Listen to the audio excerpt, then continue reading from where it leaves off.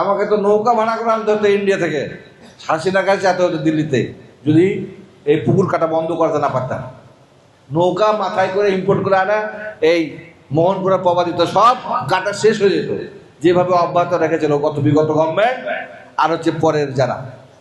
এই জন্য জনসচেতনতা গড়ে তুলুন। অবৈধভাবে যদি কেউ পুকুর খুঁড়ে, সাথে সাথে থানায় জানাবেন, এই উপজেলা প্রশাসনকে জানাবেন, এসিল্যান্ডকে জানাবেন, আমাদেরকে জানাবেন। রাত্রি 12টা, 1টা, 2টা, 4টা যাই হোক, যারা অঙ্ক কষে বসে আছেন তাদেরকে বলি, আমরা পুকুর কাটার বিপক্ষে নই, আমরা হচ্ছে অবৈধভাবে পুকুর কাটার বিপক্ষে। যে আমরা নিরলসভাবে আমাদের এই সর্বসাধারণ জনগণের জন্য আমরা হচ্ছে কাজ করার জন্য আপনাদের কাছে অঙ্গীকারবদ্ধ। কারণ আপনাদের পবিত্র আমানত আমাদেরকে দিয়েছে।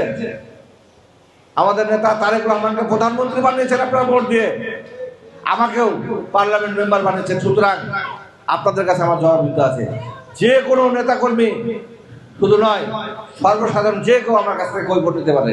এটা আমার দরজা সবসময় উন্মুক্ত। যে এটা হলো কেন আমি বুঝিয়ে দিতে বাধ্য।